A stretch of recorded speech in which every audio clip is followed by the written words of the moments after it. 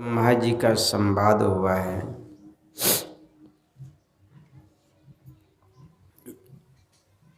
ब्रह्मा जी भगवान शिव जी के पास आकर के निवेदन करते हैं कि जीव को कैसे मुक्ति मिलेगी।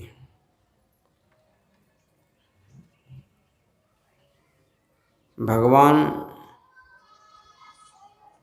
शिव जी महायोगेश्वर हरि और योग के भी जन्मदाता है।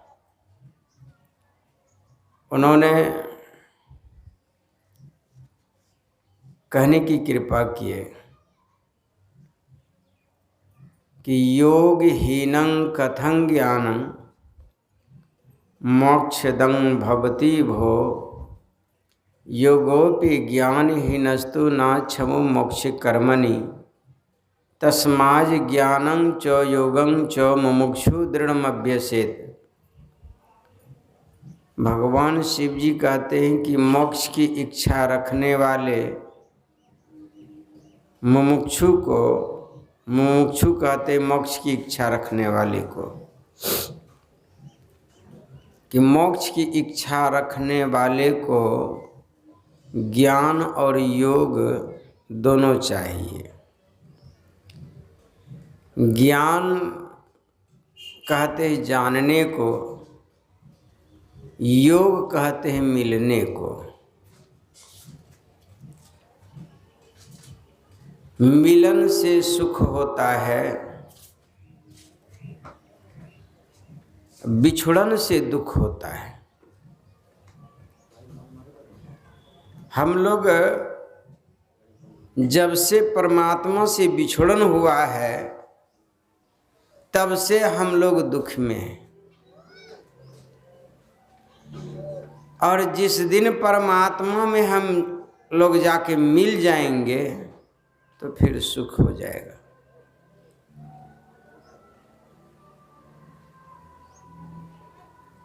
परिवार में ही लीजिए, जब कोई बिछुड़ जाते हैं तो बड़ा दुख होता है, अब मिलन जब हो जाता है तब बड़ा सुख होने लगता है। वही बात यहाँ पर शिव जी कहते हैं। योग कहते हैं मिलने को। हम किससे मिलेंगे, कैसे मिलेंगे, कौन मिलेगा, यह बात की जो है जानकारी नहीं है, जिसके कारण हम लोग दुख में पड़े हुए हैं। इसलिए भगवान शिव जी कहते हैं कि ज्ञान चाहिए। जब तक कि ज्ञान नहीं होगा तब तक मिलन नहीं होगा। हम कैसे मिलेंगे, कौन मिलेगा, यह बात की जानकारी नहीं होगी। इसलिए शिव जी कहते हैं कि ज्ञान चाहिए। अज्ञान होगा तो सत्संग में ही। सत्संग की बातों को अगर हम लोग सुनेंगे, समझेंगे, तब ज्ञान होगा। जीव क्या है, ईश्वर क्या है, माया क्या है, ब्रह्म क्या है, परमात्मा क्या है, ये सारी बातों की जानकारी हो जाती है सत्संग में। जीव किसको कहते हैं? अभी हम लोग जीव बने हुए हैं। हम लोग जीव क्यों हैं? क्या परिभाषा है? हम लोग शरीर इंद्रियों के संग में हैं, अंधकार प्रकाश शब्द के घेरे में हैं, तो हम लोग जीव कहलाते हैं। जिस दिन हम लोग शरीर इंद्रियों से अपने को अलग कर लेंगे, तीनों आवरणों के घेरे से अपने को अलग कर लेंगे, तब उस दिन हम लोग जीव नहीं कहलाएंगे। गुरु महाराज की स्तुति विनती में अभी पाठ में हम लोग किए, जीवात्म प्रभु का अंश है।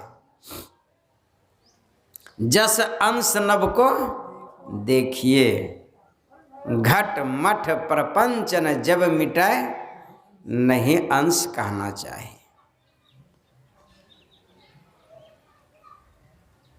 जीवात्मा प्रभु का अंश हम लोग हैं, तो अंश कैसे कहलाए?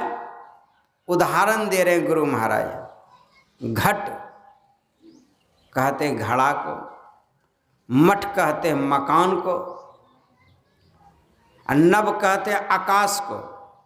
कि आकाश का अंश को आप देखिए, घड़ा के अंदर भी है, मकान के भी अंदर है, पंडाल बना हुआ है तो पंडाल के भी अंदर आकाश है, तो इसको कहते हैं पटाकाश। अरे इसके ऊपर जो आकाश है उसको कहते हैं महदाकाश। तो यही जो है महदाकाश का ही अटूट अंश है। घटाकाश, मठाकाश, पटाकाश अटूट अंश है। केवल आवरण के चलते घटाकाश बन गया, आवरण के चलते मठाकाश बन गया, आवरण के चलते पटाकाश बन गया। सत्संग खत्म होगा, पंडाल जो समेट दिया जाएगा।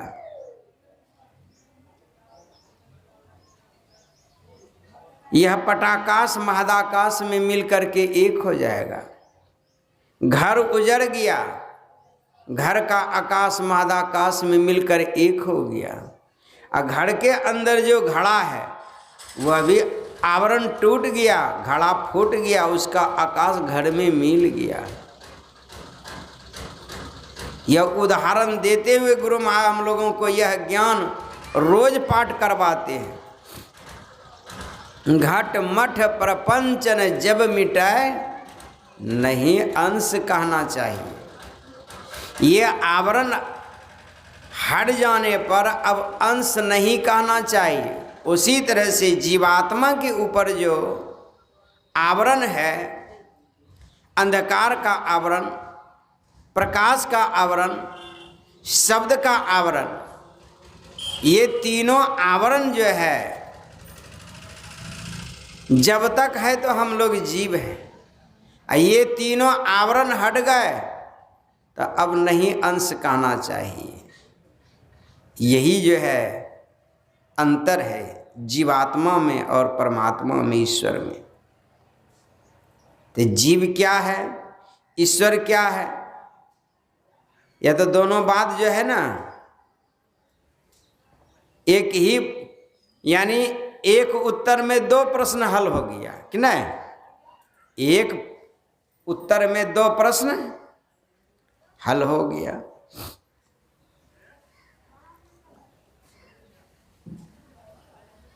माया किसको कहते हैं? साधारण ज्ञान में कहते हैं घर, परिवार, रोजगार को माया कहते हैं। भगवान श्री राम लक्ष्मण जी को कहने की कृपा किए, गो गोचर जह लगी मन जाई, असो सब माया जानहु भाई। गो कहते इंद्रियों को और गोचर कहते जानना, पहचान करना। हम शरीर और इंद्रियों के संग में हैं, और जब तक हम लोग रहेंगे तब तक जो है माया के ही ज्ञान होगा।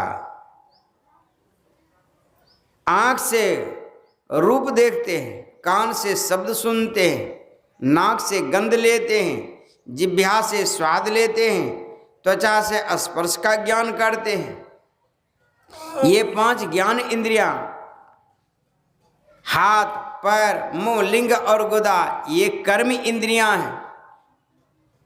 10 हो गया। और 4 अंतःकरण के इंद्रियां हैं, मन, बुद्धि, चित्त और अहंकार। ये 4 इंद्रियां भीतर में रहती है। ये चारों इंद्रियां कुल मिलाकर के 14 इंद्रियों के ज्ञान में जो आने वाला है उसको माया कहते हैं।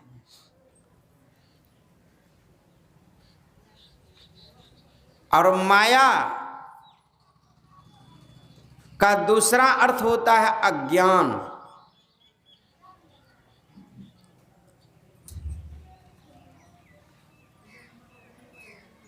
अब कहेंगे कैसे?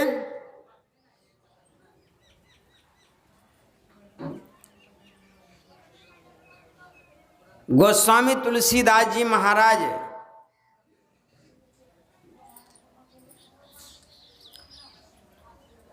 कहने की कृपा किए हैं।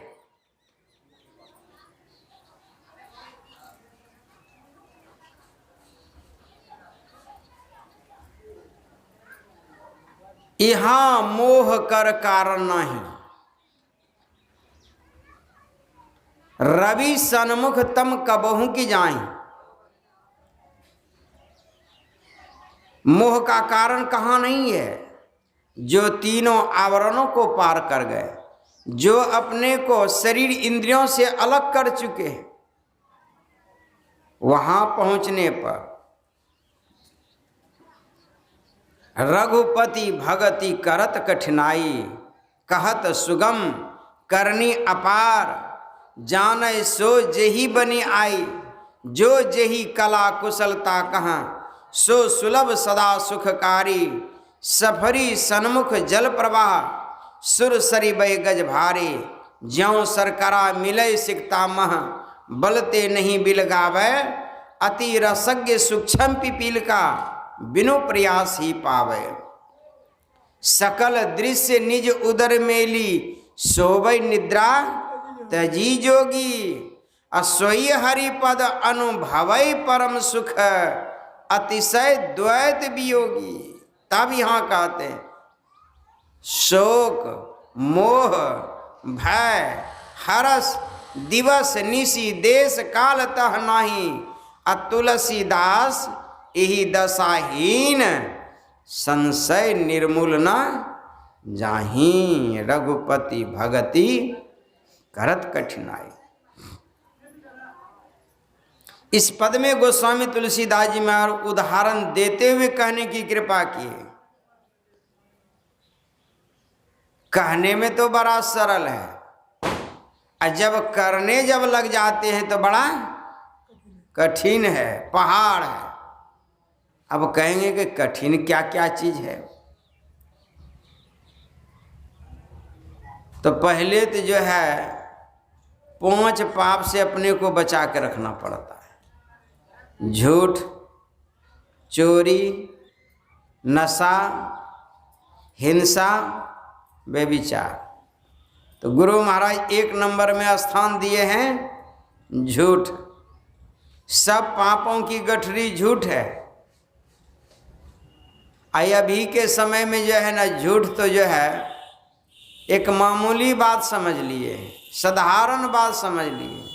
कोई भी बात में झूठे बोल के काम करते हैं, नहीं झूठे बोल देते हैं।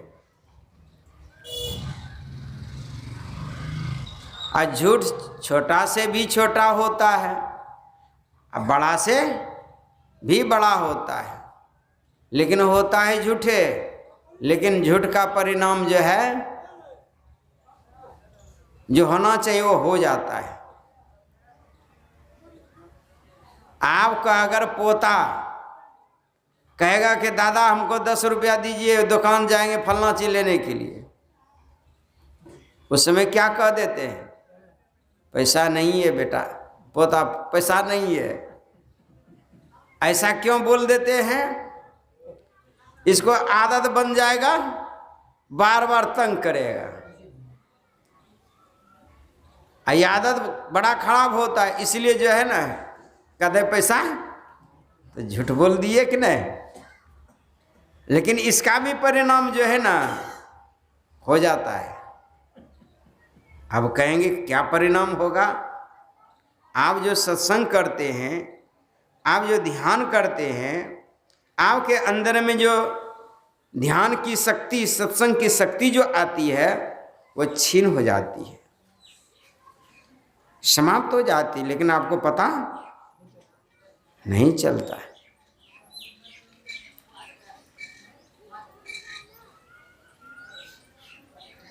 कभी कभी मैं प्रसंग सुनाता हूं कि एक राजा के राज्य में जो है एक धनिया रहता था, और वह जो है ना कभी झूठ नहीं बोला और कभी बोलता नहीं था।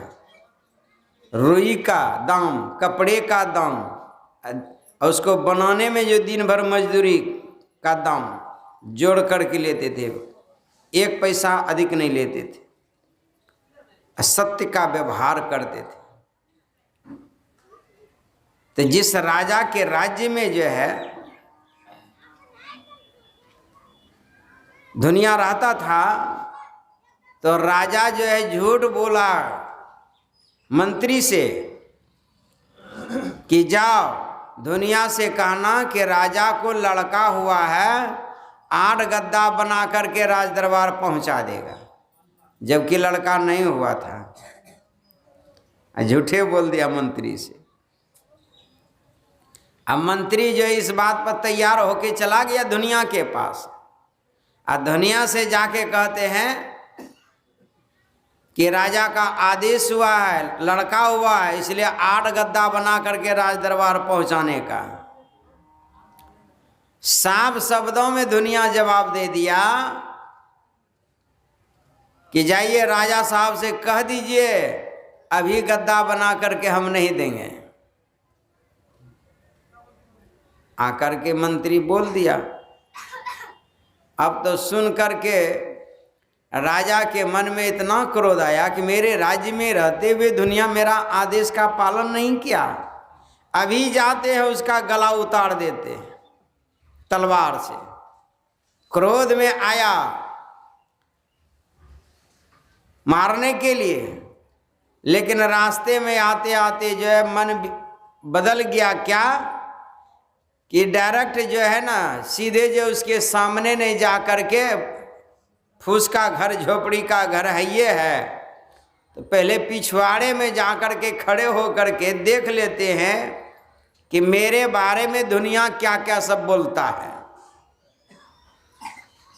यह बात मन में आया और दुनिया के पिछवाड़े में तलवार लेकर के खड़ा हो गया। जब खड़ा हो गया तो दुनिया ने कहती है, पत्नी कहती है दुनिया से कि पतिदेव आज भोजन क्या बनावे। तो जवाब देने लग गए कि भोजन जो है किसके लिए बनाएगी। कहा कि आपके लिए बनाएंगे। और किसके लिए बनाएंगे। कहा कि हम तो कुछ ही क्षण के मेहमान हैं, कुछ ही क्षण में हम मरने वाले हैं। कहा कैसे। कहा कि राजा का आदेश का पालन नहीं किया, वो तलवार लेकर के जो है ना हमको मारने के लिए जो पिछवाड़ा में खड़ा है। अब तो यह बात सुन करके राजा मन में सोचने लगा, इसको तो बोल करके नहीं आया, ये कैसे जान गया।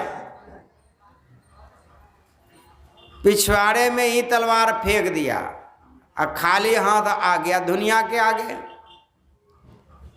और कहने लगा हम तो बोल करके नहीं आए, कैसे जान गए।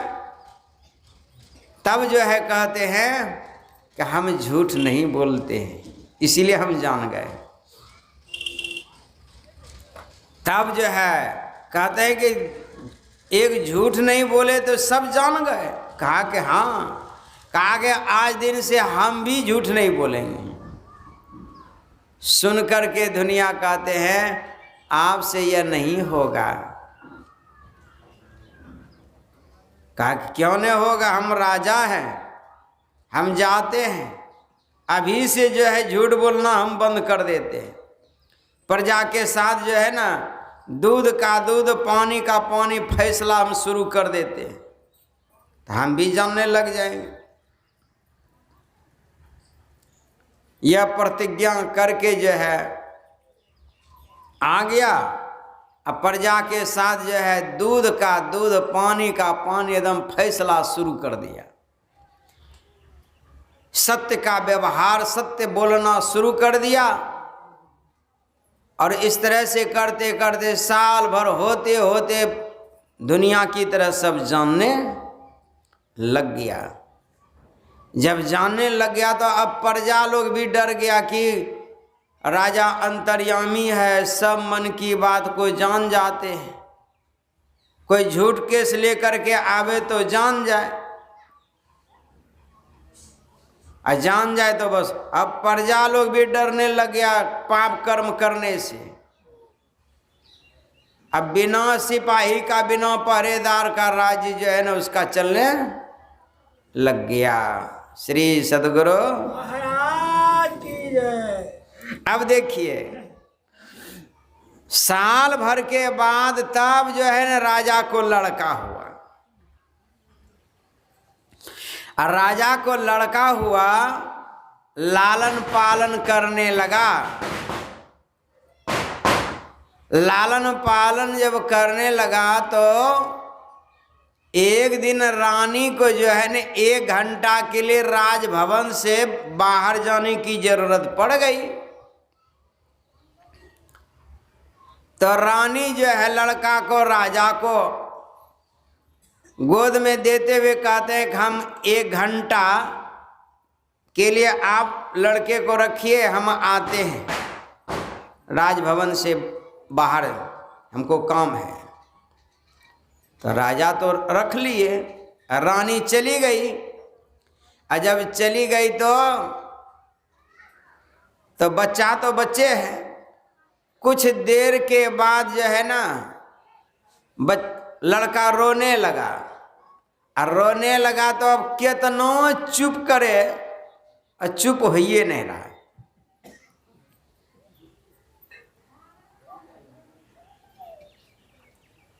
चुप जब नहीं हुआ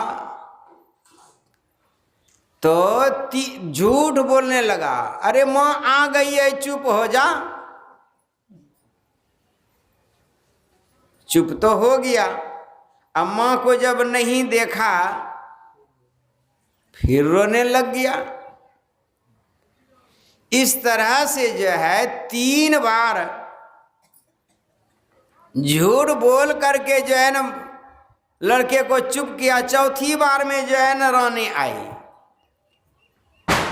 और तब जो है लड़का को गोद में लेकर के जो है दूध पिलाने लगा, चुप किया। बस इसी में जो है शक्ति खत्म हो गई। श्री सद्गुरु। अब देखिए यहाँ पर जो है इतने में शक्ति जो है ना खत्म हो गई। आप जो जानते थे तो वह जो है ना जानना अब बंद हो गया। वह जानना जो है बंद हो गया। और जब बंद हो गया तो एक जो है अकचकाने लगा कि क्या हो गया। दौड़ के गए दुनिया के पास, और दुनिया जो है 8 गद्दा बना करके तैयार है। अब जो है राजा साहब का जैसे पहुँचे, दुनिया कहते हैं कि राजा साहब आप जिस समय आदेश किए थे उस समय आपको लड़का नहीं हुआ था, अब लड़का हुआ है। आपका गद्दा जो है तैयार है, आप ले जाइए।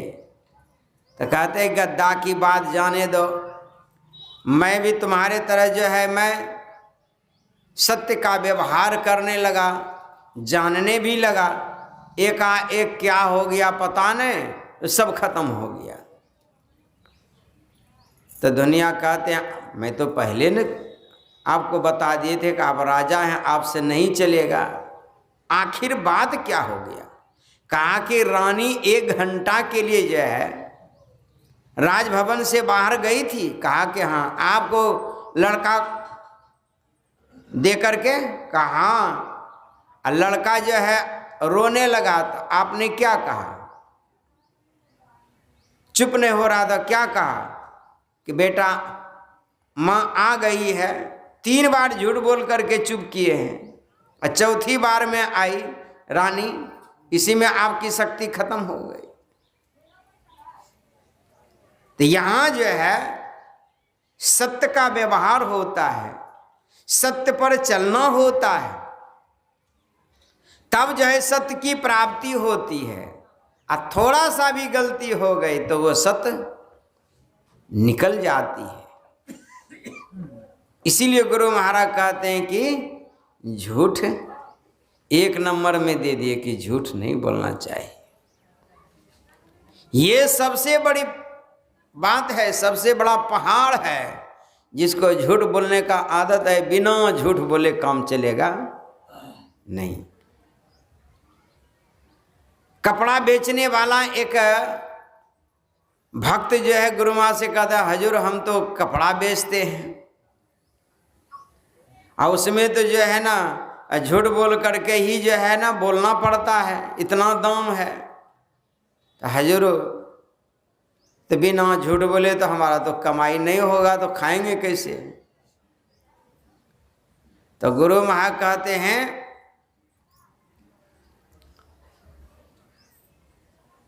जितना लागत है उसको जोड़ लो, जिस घर में कपड़ा का दुकान रखे उसका किराया जोड़ लो, इसके बाद दिन भर रह करके जो बेचते हो उसका मजदूरी जोड़ लो, और जोड़ करके जो बैठा दो सब कपड़ा पर दाम, तो उसमें झूठ नहीं होगा। होगा झूठ? फिक्स कर दो, जोड़ करके रख दो दाम, देखो झूठ होगा। अब ये बात को लेकर के जो है दिमाग में आ गया, ठीक है गुरुमा कह रहे हैं, बस वही किया। और वही जब किया, और जब लोग जान गया कि बेसी दाम नहीं लेते हैं, अब इतना बिक्री होने लग गया कि 1 दुकान से 4 दुकान हो गया, बिक्री इतनी बढ़ गई उसकी। तो इसलिए जो है सत्य का व्यवहार, यही जो है गोस्वामी जी कहते हैं कि अगर सत्य के व्यवहार में अगर हम लोग उतर जाएंगे तो यह कठिन से कठिन काम भी जो है सरल हो जाएगा। कठिन से कठिन काम भी जो है सरल हो जाएगा। इसलिए गोस्वामी जी कहते हैं यही कठिन है कि रघुपति भगति करत कठिनाई। रामचरितमानस में जो है हम लोग पाठ में करते हैं कि राम भगत जह सुरसरी धारा, सरसई ब्रह्म विचार प्रचारा, विधि निषेधमय कलिमल हरणी, करम कथा रवि नंदनी बरनी। गंगा की धारा है, अब ब्रह्म विचार सरस्वती की धारा है, अब विधि निषेध, विधि कर्म और निषेध कर्म। तो विधि कर्म क्या हो गया? सत्संग, ध्यान, गुरु की सेवा।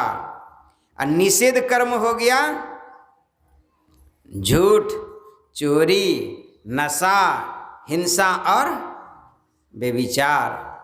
ये 5 जो है, ये 5 पाप जो है इसको निषेध कहते हैं। यही है कलिमल। कलिमल का अर्थ होता है मैल को हरने वाली। रवि नंदनी, रवि मने सूर्य, नंदनी मने बेटी। सूर्य की बेटी क्या हो गई? जमुना जी। यही जो है मैल को हरने वाली है, जमुना जी। यही 5 पापों में से मन में जो है मैल लगी हुई है। ये मैल जिस दिन साफ होगा तो कबीर साहब कहते हैं जब दर्शन देखा चाहिए तब दर्पण मांजत रहिए, और जब दर्पण लागी काई तो दरस कहाँ से पाई। दर्पण में धूल लगी हुई है, चेहरा दिखाई नहीं पड़ेगा। धूल को साफ कीजिए, तुरंत साफ चेहरा। धूल को साफ करते ही चेहरा साफ दिखाई पड़ने लगेगा दर्पण में। उसी तरह से मन में जो ये 5 पाप हैं, ये पांचों पापों को जो है अगर जिस दिन खत्म कर देंगे, गुरु का दर्शन तुरंत होने लगेगा। गुरु का दर्शन जो है मानस ध्यान में तुरंत होने लगेगा। तभी तो गोस्वामी तुलसीदास जी महाराज कह दिए, श्री गुरु चरण सरोज रज निज मन मुकुर सुधारी, अब बरनौ रघुबर विमल जसु जो दायक फलचारी। गुरु महाराज के चरण धूलि से मन रूपी दर्पण की मैल को मैंने पवित्र किया, साफ कर दिया। और साफ करने पर तब जो है अंदर की दृष्टि खुल गई, दिव्य दृष्टि खुल गई। और तब कहते हैं बरनौ रघुबर विमल जसु जो दायक फलचार। अब मैं रघुबर राम के जस का मैं वर्णन करने जा रहा हूं, जो चार फल को देने वाला है, अर्थ धर्म काम और मोक्ष। तो यही जो है यहाँ पर कहते हैं कि जब तक ये पांचों पापों से अपने को नहीं बचा लेंगे तब तक नहीं होगा। इसलिए गुरु महाराज पदावली में कहते हैं, जाओ निज घट रस चाहो तो अपने को पांच पाप से हरदम खूब बचाओ। खूब शब्द क्यों गुरु महाराज लिखे? हम लोगों से खूब पाप होता है, हरदम होता है, तभी तो हरदम शब्द का प्रयोग गुरु महाराज किए हैं। हरदम खूब बचाओ, तनी मनी बचने के लिए नहीं, खूब बचने के लिए। हाय एक झूठ, नशा है दोसर, तेसर नारी पर के हो, चौथी चोरी, पंचम हिंसा, दिल से इन्हें अलगा हो, जाओ निज घट रस चाहो। तो अपने को पांच पाप से हरदम खूब बचाओ। यही जो है अगर अपने को बचा लिए तो हो गया। कठिन मार्ग पर चलने वाले भक्त के लिए जो है आसान हो जाता है। कठिन मार्ग पर चलने वाले गिरते नहीं हैं। अरे पांचों पाप में एक भी पाप अगर हो गया तो तुरंत गिर जाते हैं। इसलिए यहाँ गोस्वामी जी कहते हैं, रघुपति भगति करत कठिनाई, कहत सुगम, कहने में तो बड़ा आसान है, कहत सुगम करनी अपार, करने में तो पहाड़ है। जान सोच ही बनी आए। यहां पर कहते हैं, जो जिस कला में जो जान गए उसके लिए सरल, और जो नहीं जाने उसके लिए कठिन है। कभी जो है ना वो पद्मासन से जो है कभी नहीं बैठा और उसको कह दीजिए बैठने के लिए कि 1 घंटा बैठना है, बैठेगा कभी? आधो घंटा जो है ना नहीं बैठ पाएगा, कभी नहीं बैठ पाएगा। क्यों? कभी अभ्यास नहीं किया है, कभी अभ्यास नहीं किया है। इसीलिए वही जो है धीरे धीरे अभ्यास अगर करते जाते हैं तो अभ्यास करते करते एक दिन वो अभ्यस्त हो जाते हैं, तो फिर आराम से आसान से 1 घंटा बैठ जाते हैं। यही गोस्वामी जी कहते हैं, कहत सुगम करनी अपार, जाने सोच ही बने आए। उदाहरण दे रहे हैं, जो जही कला कुशलता कहा सो सुलभ सदा सुखकारी। जो जिस कला में निपुण है उसके लिए जो है ना बड़ा सुखकारी है। सफरी सन्मुख जल प्रवाह सुरसरी बह गज भारी।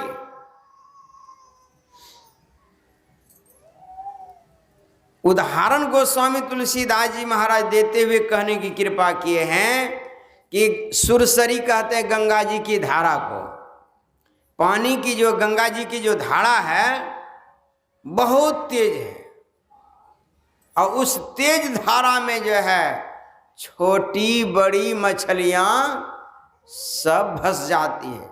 यहाँ तक कि जो है वजनदार जो हाथी है वो भी फंस जाते, हाथी भी। लेकिन कहते हैं कि सफरी मछली वो कभी नहीं फंसती है, उल्टी दिशा में चलती है। वह उल्टी दिशा में चलने का कारण क्या है? उसके शरीर का बनावट जो है चिपटा रहता है, इसलिए जो है शरीर चिपटा रहने के कारण जो है वो पानी को काटते हुए आगे बढ़ जाते उल्टी दिशा में। यह अर्थ हुआ। लेकिन भक्ति के मार्ग में चलने के लिए वह सुरसरी गंगा जी की तेज धारा क्या है, छोटी बड़ी मछलियां क्या है, विशाल वजनदार हाथी क्या है, और वह सफरी मछली जो है उसको देहाती भाषा में कहते हैं पोठिया मछली क्या है। तो यहां पर गुरु महाराज व्याख्या करने की कृपा के हम लोगों के बीच में व्याख्या करके रख दिए हैं। संत की भाषा संत ही जाने,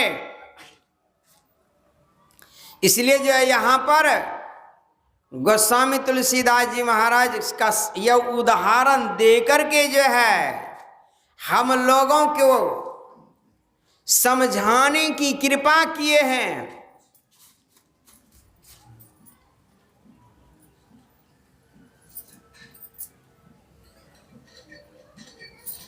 समझाने की कृपा किए हैं।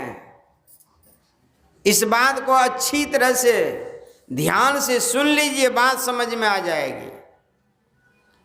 वह सुरसरी धारा यानी गंगा जी की तेज धारा का उदाहरण दिए हैं चेतन धार को। चेतन की धारा ब्रह्मांड से जो है आंख से नीचे पिंड और आंख से ऊपर ब्रह्मांड, ब्रह्मांड से जो है चेतन की धारा, दोनों आंखों के बीच में आज्ञा चक्र है, ये छठा चक्र है। तो यही जो है छठा चक्र होकर के जो है आज्ञा चक्र होकर के जो है ये चेतन की धारा ब्रह्मांड से जो है ये उतरते रहती है। यही है सरस्वती की धारा, गंगा जी की धारा सुरसरी। यह चेतन की धारा जो है आंख में, कान में, नाक में, जिह्वा में, त्वचा में, समूचे शरीर इंद्रियों में जो है यह चेतन की धारा जो आ गई है, यह संसार के विषयों में यह भसने लग गई। यही है छोटी बड़ी मछलियां आंख रूप देखती है तो रूप के पीछे भसने लग गई, कान से शब्द सुनते हैं तो शब्द के पीछे भसने लग गया, नाक में है तो गंध के पीछे भसने लग गया, जिह्वा में है तो स्वाद के पीछे भसने लग गया।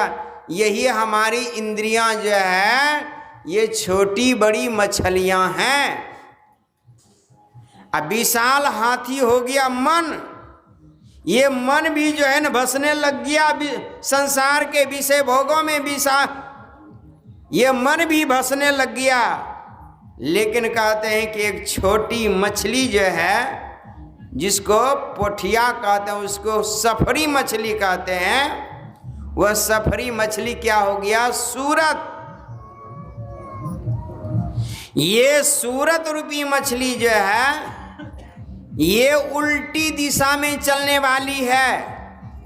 यही उल्टी दिशा में चलने के लिए यहाँ योग साधना है, इसी को योग कहते हैं। यही जो है ना सफरी जो है चेतन की धाराओं को समेट करके समूचे शरीर और इंद्रियों से समेट करके जो आज्ञा चक्र में ले आते हैं तो क्या होता है?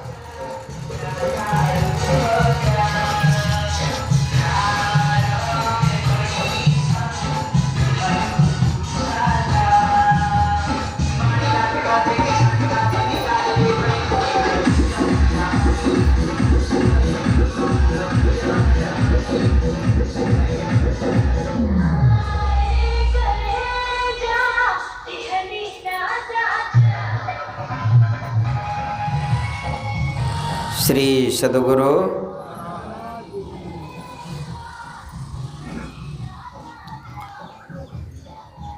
यह बात को अच्छी तरह से अगर दिमाग में घुस जाएगा, बात समझ में आ जाएगी, तो आप योग साधना करने में जो है ना बड़ा आसान हो जाएगा, सरल हो जाएगा।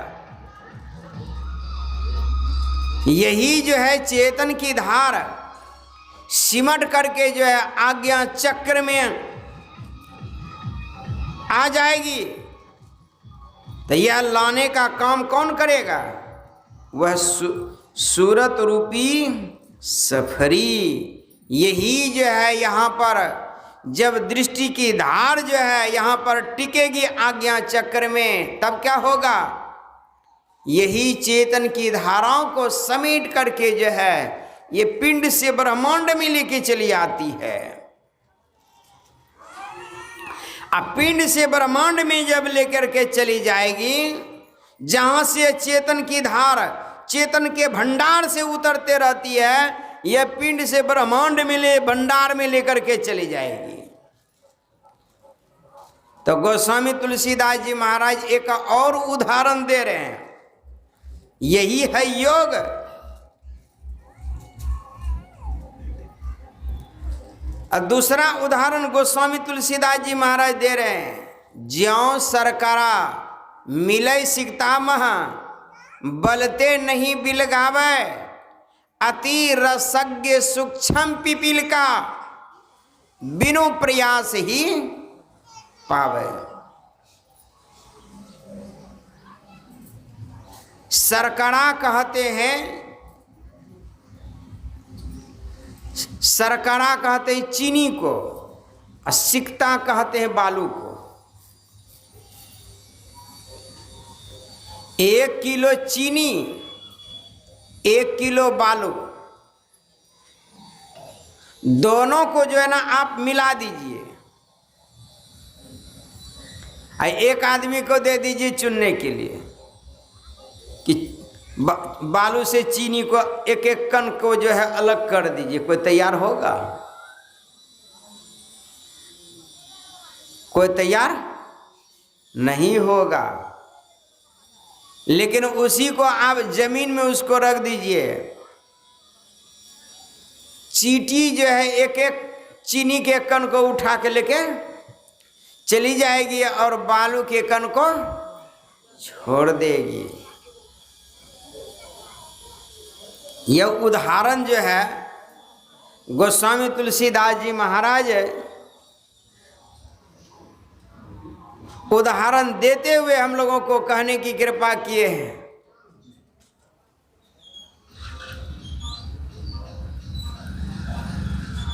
उसी तरह से जो है यहाँ पर उदाहरण दे रहे हैं कि शरीर हो गया बालू, चेतन हो गया चीनी। वह चेतन के भंडार से जो चेतन की धारा समूचे शरीर में उतर करके समूचे शरीर में आके फैल गई है, मिल गई है। अब क्या होता है?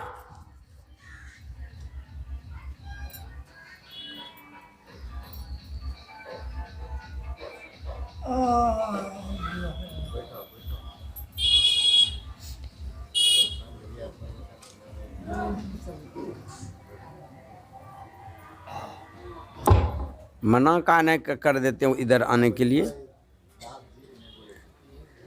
हैं? इस सत्संग सुनने के लिए आता है कि डिस्टर्ब करने के लिए आता है?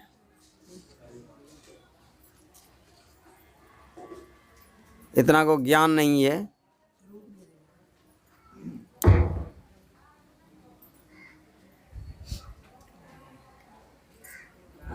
श्री सद्गुरु महाराज की जय।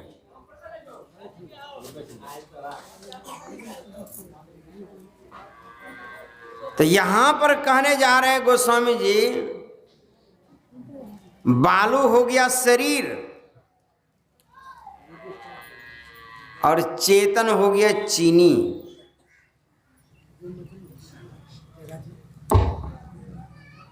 पुरुष को इधर भेजिए, बैठ जाएगा चुपचाप, प्रणाम नहीं करेगा। आगे बैठ जाइए।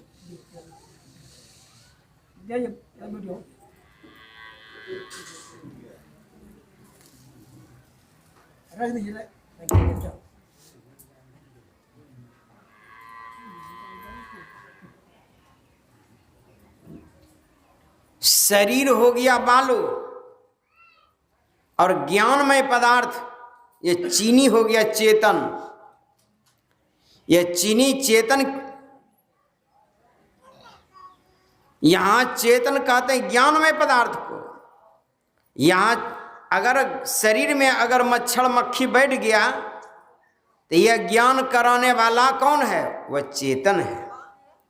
वही चेतन अगर शरीर के कोई भी अंग से अगर अलग हो जाता है तो कहते हैं कि वहां पर जो है ना कुछ नहीं, ज्ञान है, शून्य है।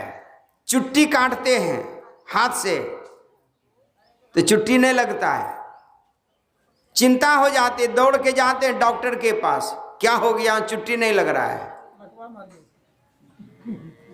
तो यही जो है यहां पर चेतन जो है वहां से हट गया है, इसलिए पता नहीं चल रहा है।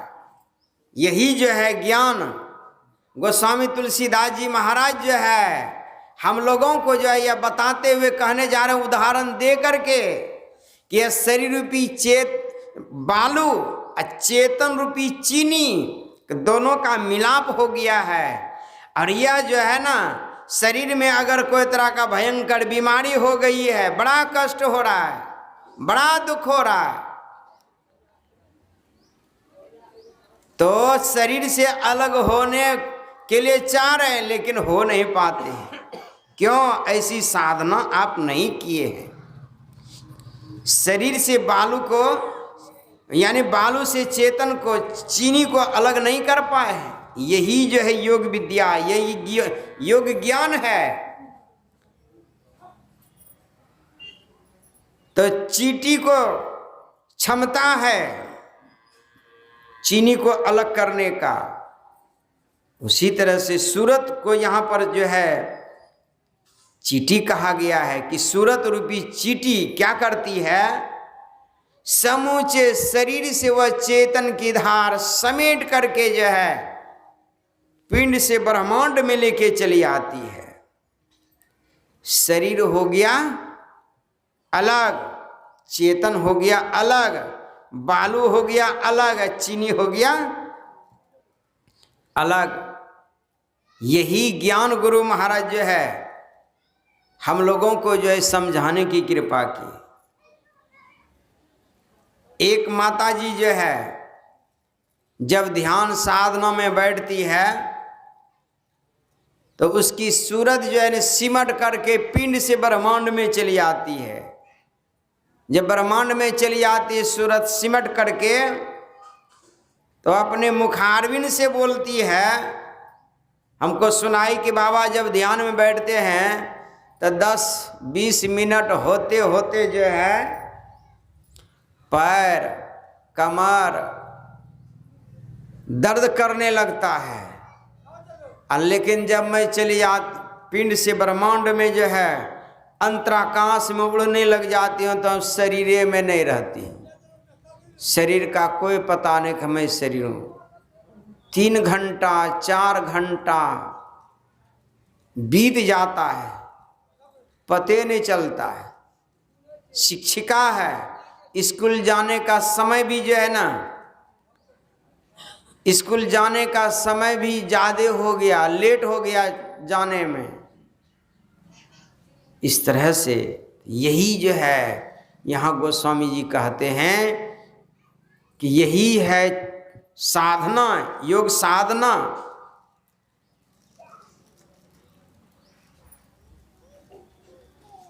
गुरु महाराज के एक पद में हम लोग गाते हैं, गंग जमुन सरस्वती संगम पर संध्या कर नित भाई, दृष्टि युगल कर अंगुल द्वादश पर, अदृढ़ थिर धर ठहराई, प्राण स्पंद बंद हो जाई, मनहु तजई चंचलाई। यह वाणी जो है गुरु महाराज की वाणी के हिसाब से हुआ है। को दिन अभी एक दिन हुआ है, दृष्टि युगल कर, यानी दोनों दृष्टि धारों को जोड़िए।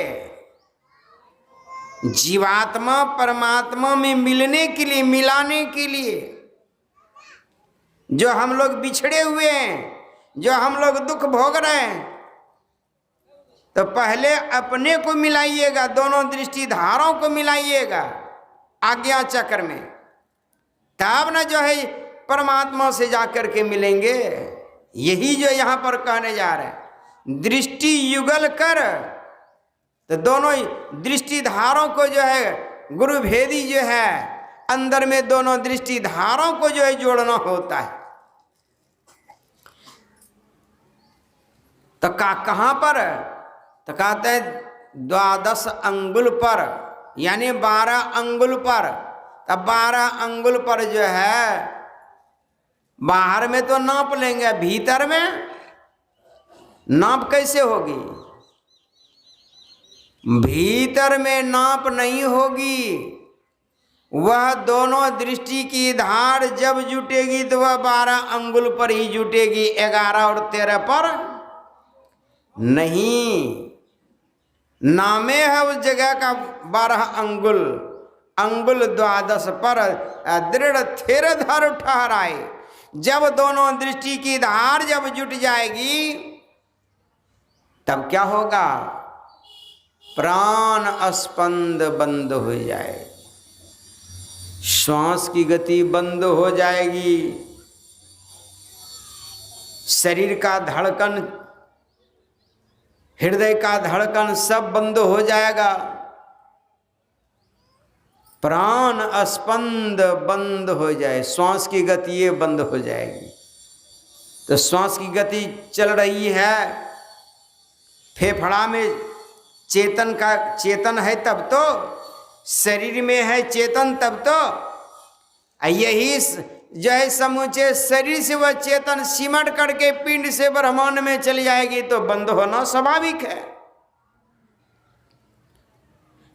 इंजन में जो है तेल बंद हो जाएगा, तेल नहीं रहेगा तो इंजन बंद हो जाएगा। उसी तरह से जिस तेल के इंजन से जो है ना शरीर चलता फिरता काम कर रहा है, वह चेतन ही जो है निकल जाएगी, पिंड से ब्रह्मांड में चली जाएगी तो शरीर मुर्दावत हो जाएगा। इसी को यहाँ पर कहते हैं, यही जो है ना योग है।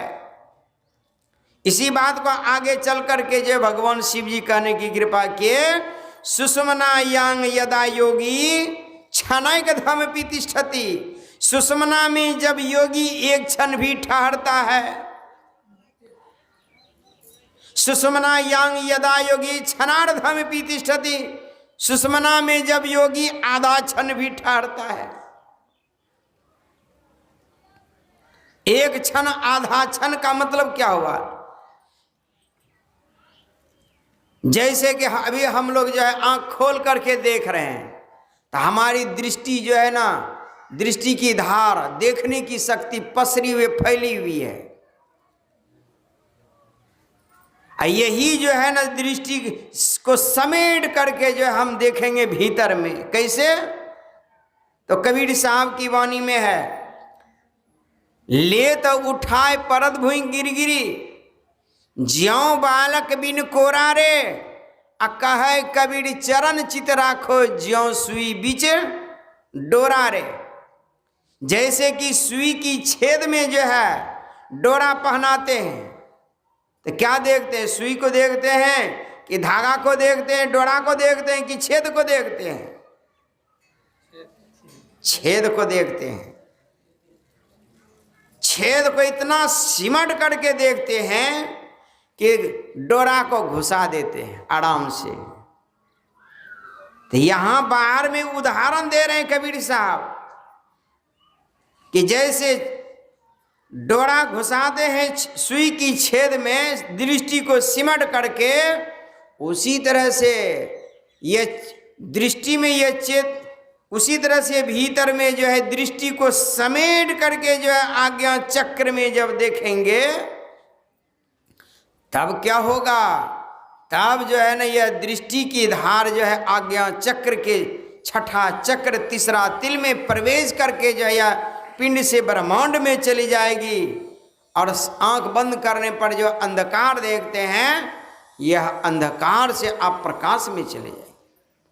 यही जो यहाँ पर गोस्वामी जी कहते हैं कि यह जो है अगर आप साधना कर लिए, बालू को अलग कर दिए और चीनी को अलग कर दिए, पिंड से जो अपने को ब्रह्मांड में लेके चले गए, यही गुरु माँ कहते हैं प्राण स्पंद बंद हो जाए, मनहु तजय चंचलाए, और मन की चंचलता भी समाप्त हो गई, मन की चंचलता भी समाप्त हो गई। यही जो है योग साधना है, यही योग विद्या का ज्ञान शिव जी दे रहे हैं ब्रह्मा जी से कि ज्ञान के बिना योग नहीं और योग के बिना। तो यहां पर दो प्रश्न है। ज्ञान कहते जानने को कि जब तक सत्संग में नहीं आएंगे तो ज्ञान नहीं होगा योग करने का। तो जीव क्या है, ईश्वर क्या है, अब माया क्या है? यहां पर माया का ही अभी प्रसंग चल रहा है, उदाहरण दे करके कि शरीर इंद्रियों के संग में रह करके जो ज्ञान हो रहा है वो माया का ही ज्ञान हो रहा है, और शरीर इंद्रियों से छूट करके जो ज्ञान होगा वह माया ईश्वर का ज्ञान होगा। इसलिए गुरु महाराज के निवास में जो है एक निवास के दरवाजे पर जो है ना लिखा हुआ है, टांग दिए शीशा में भर करके, शरीर इंद्रियों को छोड़कर केवल चेतन आत्मा के ज्ञान में जो आता है, जो आने वाला है, उसी को ईश्वर या ईश्वर दर्शन कहते हैं, केवल चेतन आत्मा के ज्ञान में। तो यह ज्ञान जो है यही पर गोस्वामी जी बता रहे हैं, यह ज्ञान अगर कर लिए, शरीर को अलग कर लिए, चेतन को अलग कर लिए, तब जो है यहाँ पर रिजल्ट बता रहे हैं। और पदावली को भी पढ़िए, सुख मन के झीना नाल से अमृत की धारा बही रही, अमीन सूरत धार धर भाठा से सीरा चढ़ी रही। यहाँ गोस्वामी जी की बात, गुरु महाराज की बात एक है कि नहीं? भाठा का मतलब हो गया चेतन की धाराओं में हम लोग भस रहे हैं, अब भाठा से सीरा चढ़ी रही। गुरु मंत्र जप, गुरु ध्यान कर, गुरु सेव कर, अति प्रीति कर, गुरु की आज्ञा मान प्यारे, कर सदा गुरु की कही। जो गुरु बता दिए करने के लिए उसको आप सही कीजिए। तब कहते हैं उस नाल का झीना द्वारा गुरु तुझे देंगे बता, दो नैन नासा मध्य सन्मुख सुई अग्रदर ले लही, तम फटे ज्योति भरे आकाश का तू सैर कर। अब ब्रह्मांड में प्रवेश कर जाएंगे, अंतराकाश में, आकाश का तू सैर कर। यही बात जो है गोस्वामी जी कहते हैं, अब रिजल्ट बता रहे, कहते हैं अब जो है शोक मोह भय हरस दिवस निसी देश काल तह नाही, आ तुलसीदास यही दशाहीन संशय निर्मूल न जाहि। साफ शब्दों में कहने जा रहे हैं कि ऐसे भक्त की गति जो है हो जाती है कि वह निंद को छोड़ करके सोते हैं और सारे विश्व ब्रह्मांड को अपने अंदर में देखने लग जाते हैं। शोक मोह अब उसके लिए शोक चिंता की बात नहीं है, मोह नहीं है। शोक मोह भय अब मरने का डर भी नहीं है। हरस दिवस निशी, हंसी खुशी भी नहीं है। कुछ मिल गया तो हंसने लग गए और कुछ बिछुड़ गया तो रोने लग गए। यहाँ पर कहते अब वो सब बात नहीं है। शोक मोह भय हरस दिवस निशी, और देश काल तह नाही। देश कहते हैं स्थान को, काल कहते हैं समय को। अब वहां देश और स्थान भी नहीं है। देश काल तह नाही, और तुलसीदास यही दशाहीन संशय निर्मूल न जाए। जो इस दशा से दूर है, हीन है, कहते संशय समाप्त होने वाला नहीं है। तो यही बात का जो है ज्ञान जो है यहाँ पर कहने जा रहे हैं। श्री महाराज की जय, गुरु महाराज की जय। यही बात का जो है भगवान शिव जी बता रहे हैं कि ज्ञान के बिना योग नहीं, योग के बिना ज्ञान नहीं। तो यहाँ तो दो प्रश्न है। सत्संग के बिना योग साधना नहीं, और योग साधना के बिना आत्मज्ञान नहीं। जब योग साधना करेंगे तब ना आत्मज्ञान होगा। इसलिए मोक्ष की इच्छा रखने वाले मुमुक्षु को ज्ञान और योग दोनों चाहिए। यह विद्या सत्संग में, यह ज्ञान सत्संग में मिलता है। इसलिए जो है इस ज्ञान को सुन करके समझ करके जो है हम लोगों को जो है जीवन में उतारना है। अगर हम लोग जीवन में उतारेंगे तो हम लोगों का जीवन जो है धन्य धन्य हो जाएगा। इसी का उपदेश जो है भगवान शिव जी ब्रह्मा जी को किए। पिंड पातेन या मुक्ति सा मुक्तिर्न तु मन्यते, देहे ब्रह्मत्व मायाते जलानांग संधवंग यथा, अनन्यतांग यदा याति तदा मुक्त शौचते। कि हे ब्रह्मा, मरने के बाद जो है जीव को मुक्ति नहीं होती है, नहीं मिलती है। जीव को मुक्ति मिलती है तो जीवन काल में ही, मरने के बाद नहीं। कैसे? उदाहरण दे रहे। जीते जी जो है योग साधना करके अपने को जो परमात्मा में मिला देते हैं तब जीव को मुक्ति मिलती है। तब मिलती है मुक्ति।